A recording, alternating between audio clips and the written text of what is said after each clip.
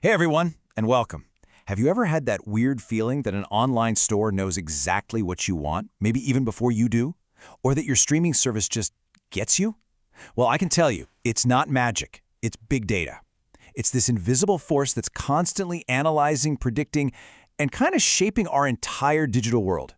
So let's just dive right in and see how this whole thing works. All right, to really wrap our heads around the power of big data, we're going to start with a story. It's a famous, almost unbelievable story about a huge retailer here in the US. Think of it like a real-life mystery that shows just how personal, and I mean really personal, this data can get. So, let me just ask you this straight up. Does that even sound possible? I mean, could a store really know you're pregnant before you've even told your own family? It sounds like something straight out of a sci-fi movie, but this very question is at the heart of one of the most famous examples of big data in action. And the answer? Yeah, a big, resounding yes. Here's what happened. In a now legendary case, a father stormed into a Target, confused and angry that they were sending his teenage daughter coupons for baby stuff. But Target's algorithm was right. It had figured out she was pregnant just by looking at subtle shifts in her shopping habits, things like buying unscented lotion or certain vitamin supplements. They literally created a pregnancy prediction score that was scarily accurate. That story is pretty wild, isn't it? So the big question is, how on earth do companies actually pull this off? It's not about one single piece of information. No, it's about mashing together these huge, diverse piles of data. So let's break down the engine, the anatomy of what makes these kinds of predictions even possible. So, at its heart, big data is pretty much exactly what it sounds like. We're talking about gigantic collections of information. But here's the key. It's not just about having a lot of data. The magic happens when you analyze it and start to uncover these hidden patterns and trends about, how we humans actually behave.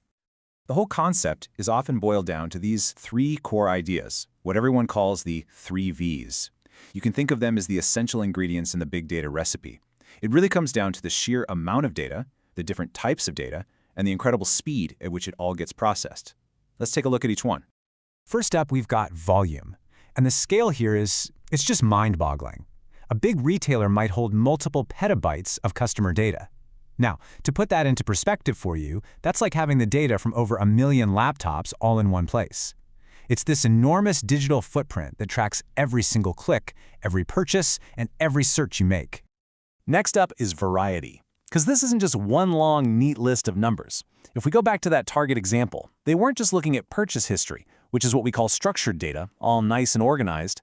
They were also pulling in all this messy, unstructured stuff, from website searches, which coupons you used, even your social media activity.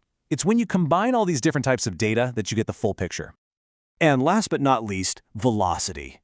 Look, all this data is completely useless if you can't analyze it fast. We're talking about real-time processing. This is what lets a company send you a 10% off coupon for something you're looking at while you were still walking down the aisle in the store. That speed is what makes the data actually useful in the moment. Now, Target is just one story. The truth is, these same principles, volume, variety, and velocity, they're being used by pretty much every major company you deal with online. This isn't the exception anymore. It's become the absolute standard for how they create a personalized experience. I mean, think about Netflix, right? It doesn't just track what you watch. It knows when you pause, what scenes you rewatch, which shows you give up on halfway through. And all that data doesn't just feed its recommendation algorithm, it actually tells them which multi-million-dollar shows to go out and produce, giving them a way better shot at making a hit. And then, of course, there's the giant Amazon. That entire website is basically a personalized store that's been custom-built just for you. Every single recommendation, every customers who bought this also bought that suggestion, it's all driven by a massive, ongoing analysis of your browsing history, your past purchases, and the habits of millions of other shoppers just like you. And it's not just about shopping. Airlines use big data for everything from designing new flight routes based on where people are searching to deciding who gets helped first when a flight gets canceled. Yeah, seriously. By calculating how profitable each customer is, they can prioritize their most valuable flyers to make sure they stay happy and loyal. Okay, so we've seen how big data is used to sell us things, but its applications go way, way beyond just marketing. Companies are also using it to get smarter, faster, and way more efficient in ways you probably wouldn't even expect. So what's this number all about? This is the boost, a 10 to 15% increase in online sales conversions that Walmart saw after they launched their new search engine called Polaris. By analyzing what people search for versus what they actually ended up buying, the engine learned to understand what people meant. So when someone typed flats, it knew they were looking for shoes, not apartments. That tiny bit of insight drove billions in extra revenue. And how about this one? 2 million euros. This is the estimated annual savings for the supermarket chain Tesco in Ireland alone. How? Well, they put these tiny sensors in all the refrigerators that measured the temperature every 3 seconds. By analyzing all that data, they found units that were running way too cold, just wasting massive amounts of energy. A simple fix discovered through data that saved them millions. All right, so we've seen the incredible power and reach of big data. I mean, it can create amazing efficiencies and these super personalized experiences. But it's definitely not without its challenges and its risks. So let's put it all on the scale and weigh the pros and cons. On one hand, the payoff for businesses is, well, it's undeniable. You're talking more profits, better customer service, and super efficient operations. That's a huge incentive to just collect more and more data. But on the other side, you've got some very real risks.